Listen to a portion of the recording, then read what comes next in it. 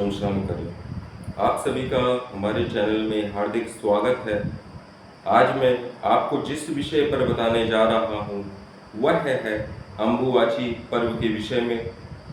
अम्बुबाची पर्व आसाम में जो माँ कामाख्या मंदिर स्थित है वहाँ पर देवी सती की योनि गिरी थी, इस कारण से वह योनि पीठ कहलाता है।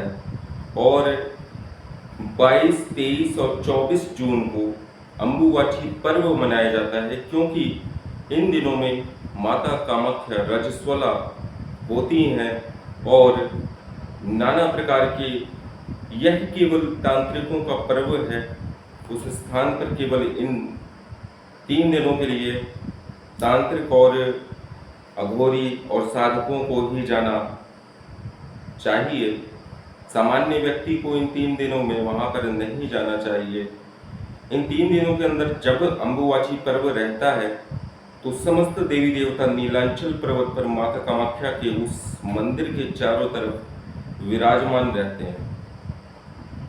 अदृश्य रूप में, पशु पक्षी रूप में, कीट पतंगे रूप में, इस प्रकार से सभी देवी देवता वहाँ पर अपनी उपस्थिति दर्ज करते हैं। और यह पर्व आप अपने घर पर कैसे मना सकते हैं, इसके विषय में आज मैं आप सभी को बताने के लिए आया हूँ। आप सभी जो भी आपका पूजा स्थान है वहाँ पर आपको क्या करना है, एक आपको नारियल लेना है। उस नारियल को आपको देवी कामाख्या के नाम से ओम श्री कामाख्याय नमः इस मंत्र को कहते हुए नारियल पर सिंदूर और कुमकुम और हल्दी लगा करके उस नारियल की बलि देनी है। इस बलि को केवल पुरुष दे सकता है और जो वो नारियल आधे हिस्सों में बट जाएगा तो उसमें से आप एक हिस्सा लेके उस पूरे नारियल में कुमकुम और सिंदूर मिला करके उस आधे हिस्से में स्त्री के द्वारा उसमें कुमकुम और सिंदूर भरवा लें और उसको एक लकड़ी की चौकी पर लाल रंग का वस्त्र बिछाकर उस एक नारियल के हिस्से को देवी कामाख्या का स्वरूप मानकर उसे स्थापित कर दिया जाए। और इसके पश्चात आप 22, 23 और 24 जून को उसे ऊपर से भी लाल कपड़े से ढक दें। इस प्रकार से देवी कामाख्या की उपस्थिति उस नारियल में हो जाती है। और आपको क्या करना है, अगर आपको विजय और सफलता की प्राप्ति चाहिए तो आपको उस समय में जो भी घर की स्त्री है उसको चाहिए कि वह देवी कामाख्या को अपराजिता की पुष्पों की माला अर्पण करे। जिसको सिद्धि और पराक्रम, अपने कार्य में सफलता चाहिए, वह गुड़हल के पुष्पों की माला माता को अर्पण करे 3 दिनों तक। और दुर्गा चालीसा या सप्तशती के माध्यम से या देवी दुर्गा कवच के माध्यम से आप देवी कामाख्या की पूजा भी कर सकते हैं।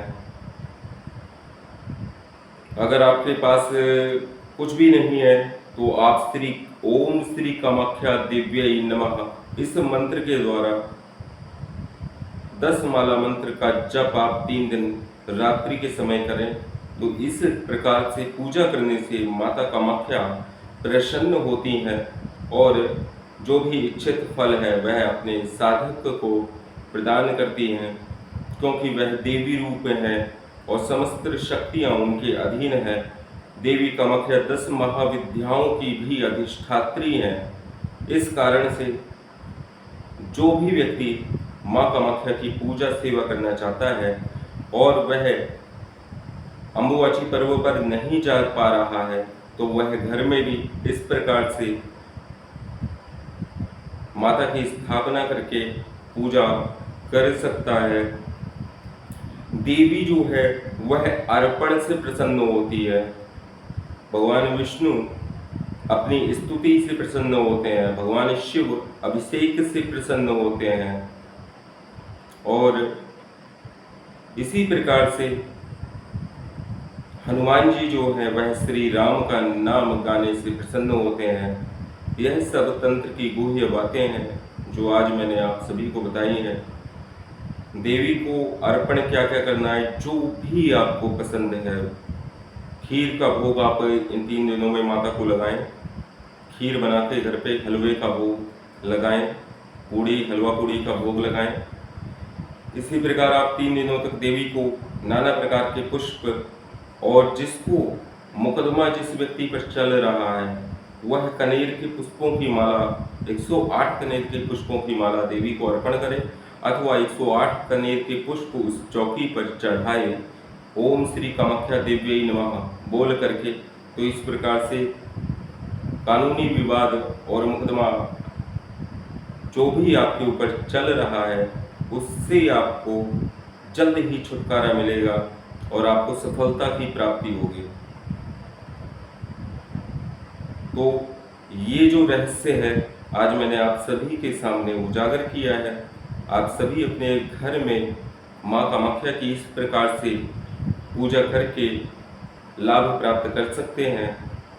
और 3 दिन के पश्चात जब चौथा दिन आएगा तो आपको वह जो सिंदूर है और वस्त्र है वह आप अपने पास में अपने नाते रिश्तेदारों को भी दे सकते हैं, और साथ में वह सिंदूर भी आप अपने मस्तक पर तिलक कर सकते हैं।